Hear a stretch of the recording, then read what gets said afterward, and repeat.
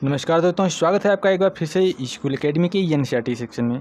चलिए देखते हैं इस अध्याय का तीसरा पार्ट और जानते हैं धर्म के बारे में। धर्म काफ़ी लंबे समय से अध्ययन और चिंतन का विषय रहा है। अध्याय 1 में हमने देखा है कि कैसे समाज के बारे में सामाजिक निष्कर्ष धार्मिक चिंतनों से अलग हैं। धर्म का समाजशास्त्रीय अध्ययन धर्म के धार्मिक या ईश्वर मीमांसी अध्ययन से कई तरीकों से अलग है। पहला, यह धर्म समाज में वास्तव में कैसे कार्य करता है और अन्य संस्थाओं के साथ इसका क्या संबंध है के बारे में अनुभविक अध्ययन करता है। दूसरा, यह तुलनात्मक पद्धति का उपयोग करता है। तीसरा, यह समाज और संस्कृति के अन्य पक्षों के संबंध में धार्मिक विश्वासों, व्यवहारों और संस्थाओं की जांच करता है। अनुभविक पद्धति का अर्थ है समाजशास्त्री धार्मिक प्रघटनाओं के लिए निर्णायक उपागम को नहीं अपनाता। तुलनात्मक पद्धति महत्वपूर्ण है क्योंकि यह एक अर्थ में सभी समाजों को एक दूसरे के समान स्तर पर रखती है। यह बिना किसी पूर्वाग्रह और भेदभाव के अध्ययन में सहायता करती है। समाजशास्त्री दृष्टिकोण का अर्थ है कि धार्मिक जीवन को केवल घरेलू जीवन, आर्थिक जीवन और राजनीतिक जीवन के साथ संबंध करके ही बोधगम्य बनाया जा सकता है। धर्म सभी ज्ञात समाजों में विद्यमान है। हालांकि धार्मिक विश्वास और व्यवहार एक संस्कृति से दूसरी संस्कृति में बदलते रहते हैं। सभी धर्मों की समान विशेषताएं हैं, जैसे प्रतीकों का समुच्चय, श्रद्धा या सम्मान की भावनाएं, अनुष्ठान या समारोह, विश्वासकर्ताओं का एक समुदाय। दोस्तों, धर्म के साथ संबंध अनुष्ठान विविध प्रकार के होते हैं। अनुष्ठानिक कार्यों में प्रार्थना करना, गुणगान करना, भजन गाना, विशेष प्रकार का भोजन करना या ऐसा भोजन नहीं करना, कुछ दिनों का उपवास रखना और इसी प्रकार के अन्य कार्य शामिल होते हैं। क्योंकि अनुष्ठानिक कार्य धार्मिक प्रतीकों से संबंध होते हैं, अतः इन्हें प्रायः सामान्य जीवन की आदतों और क्रियाविधियों से एकदम भिन्न रूप में देखा जाता है। दैवी सम्मान में मोमबत्ती या दिया जलाने का महत्व सामान्यतः कमरे में रोशनी करने से एकदम भिन्न होता है। धार्मिक अनुष्ठान प्रायः व्यक्तियों द्वारा अपने दैनिक जीवन में किए जाते हैं, लेकिन सभी धर्मों में विश्वासकर्ताओं द्वारा सामूहिक समारोह भी किए जाते हैं। सामान्यतः ये नियमित समारोह विशेष स्थानों, चर्चों, मस्जिदों, मंदिरों, तीर्थों में आयोजित किए जाते हैं। धर्म एक पवित्र क्षेत्र है। इस बात पर विचार करें कि विभिन्न धर्मों के सदस्य पवित्र क्षेत्र में प्रवेश करने के पूर्व क्या करते हैं। उदाहरण के लिए, सिर को ढकते हैं या नहीं ढकते, जूते उतारते हैं या विशेष प्रकार के वस्त्र धारण करते हैं आदि। इन सब में जो बात समान है वह है श्रद्धा की भावना, पवित्र स्थानों या स्थितियों की पहचान और उनके प्रति सम्मान की भावना। एमिल दुर्खाइम का अनुसरण करने वाले धर्म के समाजशास्त्री उस पवित्र क्षेत्र को समझने में रुचि रखते हैं जिसे प्रत्येक समाज सांसारिक चीज़ों से भिन्न रखता है। अधिकतर मामलों में पवित्रता में अलौकिकता होता है। अधिकांशतः किसी वृक्ष या मंदिर की पवित्रता के साथ यह विश्वास जुड़ा होता है कि इसके पीछे कोई अलौकिक शक्ति है, इसलिए यह पवित्र है। तथापि यह ध्यान रखना महत्वपूर्ण है कि कुछ धर्मों जैसे आरंभिक बौद्ध धर्म और कन्फ्यूशियसवाद में अलौकिकता की कोई संकल्पना नहीं थी, लेकिन जिन व्यक्तियों और चीज़ों को वे पवित्र मानते थे उनके लिए उनमें पर्याप्त श्रद्धा थी। धर्म का समाजशास्त्री अध्ययन करते हुए चलिए हम प्रश्न पूछते हैं कि धर्म का अन्य सामाजिक संस्थाओं के साथ क्या संबंध है। धर्म का शक्ति और राजनीति के साथ बहुत निकट का संबंध रहा है। उदाहरण के लिए, इतिहास में समय समय पर सामाजिक परिवर्तन के लिए धार्मिक आंदोलन हुए हैं, जैसे विभिन्न जाति विरोधी आंदोलन या लिंग आधारित भेदभाव के विरुद्ध आंदोलन। धर्म किसी व्यक्ति की निजी आस्था का मामला ही नहीं, अपितु इसका सार्वजनिक स्वरूप भी होता है। और धर्म का सही सार्वजनिक स्वरूप समाज की अन्य संस्थाओं के संबंध में महत्वपूर्ण होता है। हमने देखा है कि समाजशास्त्र शक्ति को कैसे व्यापक संदर्भ में देखता है। अतः राजनीतिक और धार्मिक क्षेत्र के बीच संबंध को जानना समाजशास्त्रीय हित में है। समाजशास्त्रियों का विश्वास था कि जैसे समाज आधुनिक होता जाएगा, धर्म का जीवन के विभिन्न क्षेत्रों पर प्रभाव कम होता जाएगा। पंथ निरपेक्षता की संकल्पना इस प्रक्रिया का वर्णन करती है। समकालीन घटनाएं समाज के विभिन्न पक्षों में धर्म की दृढ़ भूमिका की जानकारी देती है। आप ऐसा क्यों सोचते हैं कि ऐसा है? मैक्स वेबर के महत्वपूर्ण कार्य दर्शाते हैं कि समाजशास्त्र सामाजिक और आर्थिक व्यवहार के अन्य पक्षों के साथ धर्म के संबंधों को कैसे देखता है। वेबर का तर्क है कि कैल्विनवाद, जो कि प्रोटेस्टेंट ईसाई धर्म की एक शाखा है, ने आर्थिक संगठन के साधन के रूप में पूंजीवाद के उद्भव और विकास को महत्वपूर्ण रूप से प्रभावित किया था। कैल्विनवादियों का विश्वास था कि विश्व की रचना भगवान की महिमा के लिए हुई। इसका अभिप्राय है कि इस संसार में किया गया कोई भी कार्य उसके गौरव के लिए किया जाता है, यहाँ तक कि सांसारिक कार्यों को भी पूजनीय कार्य बना दिया गया। हालांकि इससे भी महत्वपूर्ण बात यह है कि कैल्विनवादी भाग्य की संकल्पना में भी विश्वास करते थे, जिसका अर्थ है कि कौन स्वर्ग में जाएगा और कौन नरक में। यह पहले से निश्चित था, क्योंकि यह जानने का कोई तरीका नहीं था कि किसे स्वर्ग मिलेगा और किसे नरक। लोग इस संसार में अपने कार्यों में भगवान की इच्छा के संकेत देखने लगे। इस प्रकार व्यक्ति चाहे जो भी व्यवसाय करता हो, यदि वह अपने व्यवसाय में दृढ़ और सफल है तो उसे भगवान की प्रसन्नता का संकेत माना जाता था। अर्जित किया गया धन सांसारिक उपभोग में लगाने के लिए नहीं था, अपितु कैल्विनवाद का सिद्धांत मितव्यता से रहने का था।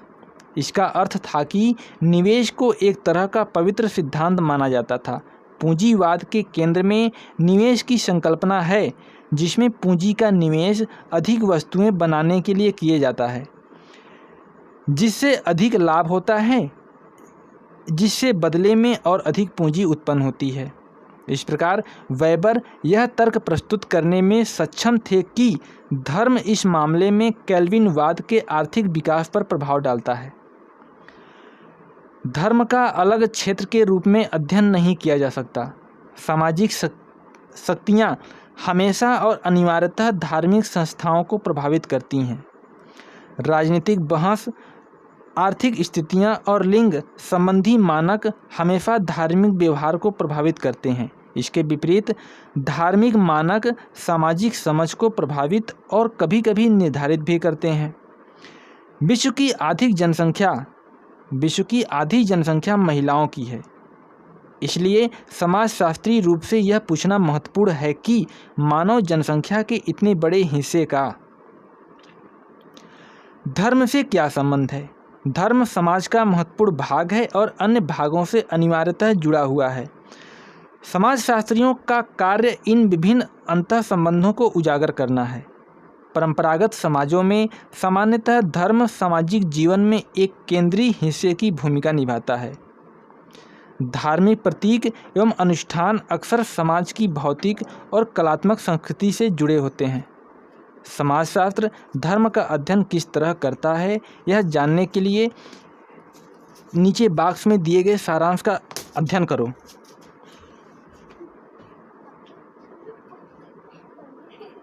चलिए अब देखते हैं शिक्षा के बारे में। शिक्षा जीवन पर्यंत चलने वाली प्रक्रिया है, जिसमें सीखने की औपचारिक और अनौपचारिक दोनों प्रकार की संस्थाएं शामिल हैं। हालांकि यहाँ पर हम केवल विद्यालयी शिक्षा तक अपनी चर्चा को सीमित रखेंगे। हम सभी जानते हैं कि विद्यालय में प्रवेश लेना कितना महत्वपूर्ण है। हम यह भी जानते हैं कि हम में से बहुतों के लिए विद्यालय उच्च शिक्षा और अंत में रोजगार प्राप्त करने की तरफ एक महत्वपूर्ण कदम है। हम में से कुछ के लिए यह कुछ आवश्यक सामाजिक दक्षताएं प्राप्त करने का साधन हो सकती हैं। इन सभी मामलों में सामान्य बात है शिक्षा की आवश्यकता का महसूस होना। समाजशास्त्र इस आवश्यकता को समूह की विरासत के प्रेषण की प्रक्रिया के रूप में समझता है जो सभी समाजों में पाई जाती है। साधारणतः समाजों और जटिल आधुनिक समाजों में एक गुणात्मक अंतर है। साधारण समाजों में औपचारिक विद्यालय जाने की आवश्यकता नहीं थी। बच्चे बड़ों के साथ क्रियाकलापों में शामिल होकर प्रथाओं और जीवन के व्यापक तरीके सीख लेते थे। जटिल समाजों में हमने देखा कि श्रम का आर्थिक विभाजन बढ़ रहा है,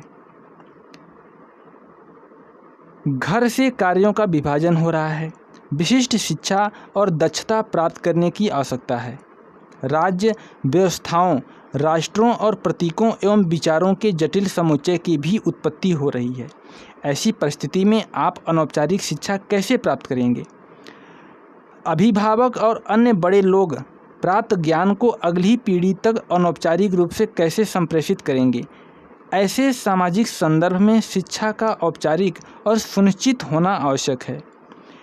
इससे भी आगे आधुनिक जटिल समाज सरल समाजों की तुलना में अमूर्त सार्वभौमिक मूल्यों पर निर्भर करते हैं।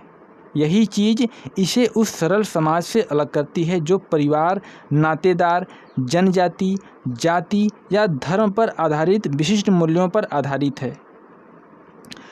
आधुनिक समाजों में विद्यालयों की रचना एकरूपता, मानकीकृत प्रेरणाओं और सार्वभौमिक मूल्यों को बढ़ावा देने के लिए की जाती है। इसे करने के अनेक तरीके हैं। उदाहरण के लिए कोई विद्यालय के बच्चों की एक जैसी वर्दी की बात कर सकता है। क्या आप मानकीकरण को बढ़ावा देने वाली अन्य विशेषताओं पर विचार कर सकते हैं? एमिल दुर्खाइम के अनुसार कोई भी समाज एक सामान्य आधार, कुछ विचारों, मनोभावों और व्यवहारों के बगैर जीवित नहीं रह सकता, जिसे शिक्षा द्वारा सभी बच्चों को बिना भेदभाव के संप्रेषित किया जाना चाहिए, चाहे वे किसी भी सामाजिक श्रेणी के हों। शिक्षा बच्चे को विशिष्ट व्यवसाय के लिए तैयार करने वाली होनी चाहिए और साथ ही वह उसे समाज के मुख्य मूल्यों को समाहित करने में सक्षम बनाने वाली भी होनी चाहिए। इस प्रकार प्रकारवादी समाजशास्त्री सामान्य सामाजिक आवश्यकताओं और सामाजिक मानकों के बारे में बात करते हैं। प्रकारवादियों के लिए शिक्षा सामाजिक संरचना को बनाए रखती है और उसका नवीनीकरण करती है तथा संस्कृति का संप्रेषण और विकास करती है। शैक्षणिक व्यवस्था समाज में व्यक्तियों की अपनी भावी भूमिका के चयन और आवंटन के लिए एक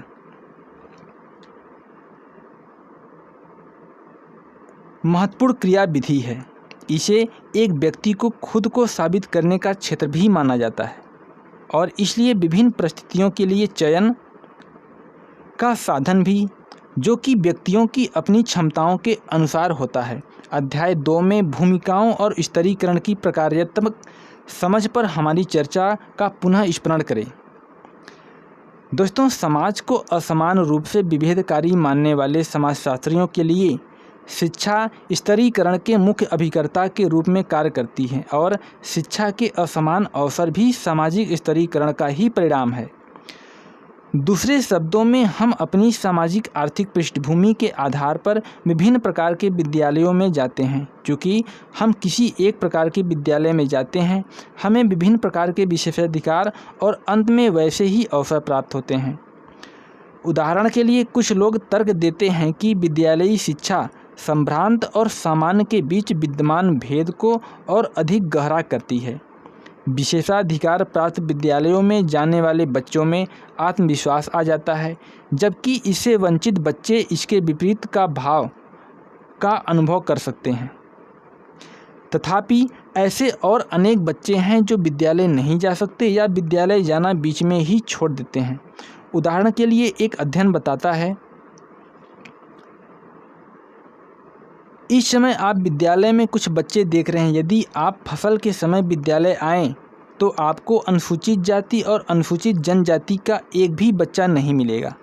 जब उनके अभिभावक बाहर कार्य करते हैं तो उन पर घर की कुछ जिम्मेदारियां आ जाती हैं और इन समुदायों की लड़कियां कभी कभार ही विद्यालय जाती हैं क्योंकि वे विभिन्न प्रकार के घरेलू और आमदनी वाले कार्य करती हैं। उदाहरण के लिए 10 वर्ष की एक लड़की बेचने के लिए गाय का सूखा गोबर उठाती है। उपरोक्त रिपोर्ट बताती है कि लिंग और जातिगत भेदभाव किस तरह शिक्षा के अवसरों का अतिक्रमण करते हैं। स्मरण करें कि हमने कैसे अध्याय 1 में इस पुस्तक को आरंभ किया था कि किसी बच्चे को अच्छी नौकरी मिलने के अवसर अनेक सामाजिक कारकों से प्रभावित होते हैं। सामाजिक संस्थाओं के कार्य करने के तरीके को समझने की आपकी समझ अब इस प्रक्रिया का सही विश्लेषण करने में आपकी सहायता करेगी। चलिए दोस्तों, अध्याय तो ख़त्म हुए लेकिन इसमें कुछ शब्दावलियाँ हैं, उनको भी देख लेते हैं। नागरिक किसे कहते हैं? एक राजनीतिक समुदाय का सदस्य जिसकी सदस्यता के साथ अधिकार और कर्तव्य दोनों जुड़े होते हैं, उसे ही नागरिक कहते हैं। श्रम विभाजन, कार्य का विशिष्टीकरण जिसकी सहायता से विभिन्न प्रकार के कार्यों को एक उत्पादन प्रणाली में लगाया जाता है।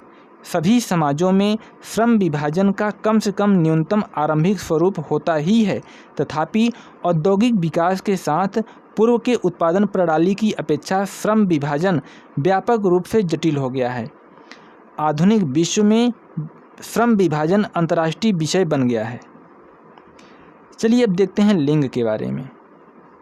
दोस्तों, प्रत्येक लिंग के सदस्यों के व्यवहार के बारे में उपयुक्त समझी जाने वाली सामाजिक अपेक्षाएं लिंग को समाज के मूल संगठनात्मक सिद्धांत के रूप में देखा जाता है। चलिए अब जानते हैं आनुभविक जांच के बारे में। समाजशास्त्री अध्ययन के किसी निश्चित क्षेत्र में की गई तथ्यात्मक जांच को आनुभविक जांच कहते हैं। चलिए अब जानते हैं अंतर्विवाह को। दोस्तों, जब विवाह किसी विशेष जाति, वर्ग या जनजाति समूहों में ही किया जाता है तो वह विवाह अंतर्विवाह कहलाता है। चलिए अब जानते हैं बहिर्विवाह के बारे में। दोस्तों, जब विवाह कुछ संबंधित समूहों से बाहर किया जाता है तो उस प्रकार के विवाह को बहिर्विवाह कहते हैं।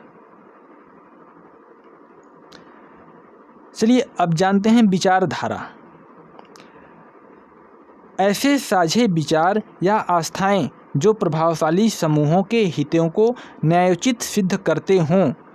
विचारधारा ऐसे सभी समाजों में पाई जाती हैं जिनमें समूहों के बीच व्यवस्थित और गहरे तक पैठी असमानताएं पाई जाती हैं। विचारधारा की संकल्पना शक्ति की संकल्पना से घनिष्ठ रूप से संबंधित है, क्योंकि वैचारिक व्यवस्थाएं समूहों में पाई जाने वाली शक्ति के अंतर को वैध ठहराती है। चलिए अब देखते हैं वैधता के बारे में। विशेष प्रकार की राजनीतिक व्यवस्था के न्यायपूर्ण और वैधानिक होने की आस्था ही वैधता है। चलिए अब देखते हैं एक विवाह। दोस्तों, जिस विवाह में केवल एक पत्नी और एक पति हो, ऐसे विवाह संबंध को एक विवाह कहते हैं। चलिए अब देखते हैं बहुविवाह। जिस विवाह में पुरुष की एक से अधिक पत्नी और महिला के एक से अधिक पति हों, ऐसे विवाह संबंध को बहुविवाह कहते हैं। चलिए अब देखते हैं बहुपति प्रथा। जिस विवाह में एक महिला के अनेक पति हों, ऐसे विवाह को बहुपति प्रथा कहते हैं। बहुपत्नी प्रथा। जिस विवाह में एक पुरुष की अनेक पत्नियां हों, वह बहुपत्नी प्रथा कहलाती है। सेवा उद्योग। निर्मित वस्तुओं की अपेक्षा सेवाओं की उत्पत्ति से संबंधित उद्योग जैसे पर्यटन उद्योग। राज्य समाज। ऐसा समाज जिसमें औपचारिक सरकारी तंत्र हो। राज्य विहीन समाज। ऐसा समाज जिसमें सरकार की औपचारिक संस्थाओं का अभाव हो। सामाजिक गतिशीलता। एक परिस्थिति या व्यवसाय से दूसरी परिस्थिति या व्यवसाय में जाना। प्रभुसत्ता। एक निश्चित क्षेत्र में राज्य का अविवादित राजनीतिक शासन। दोस्तों, इस प्रकार से अध्याय समाप्त हुआ और मुझे उम्मीद है आप लोगों को यह पाठ समझ में आया होगा और हम अगले अध्याय में और बेहतर करेंगे। चलिए नमस्कार और दोस्तों वीडियो को शेयर करिए और भी लोगों के पास पहुंचाइए। कितने भी PCS, IAS या अदर कॉम्पिटिटिव एग्ज़ाम की तैयारी करने वाले बहुत से ऐसे छात्र हैं जो NCERT पढ़े हुए हैं। उनके लिए रिवीजन के लिए ये मेरा वीडियो बेस्ट है। उनको शेयर करिए, एक बार उनको प्रेस करिए कि वो एक बार किसी भी वीडियो क्लास को लें, तभी तो वो जानेंगे कि आखिर इस वीडियो क्लास की क्वालिटी क्या है। दोस्तों मेरा आप लोगों से रिक्वेस्ट है कि आप लोग वीडियो को अधिक से अधिक लोगों के पास शेयर करिए। जितने भी लोग मेरे वीडियो इस समय देख रहे हैं, प्लीज़ आप लोग वीडियो को शेयर करिए, लोगों को बताइए मेरे वीडियो क्लास के बारे में।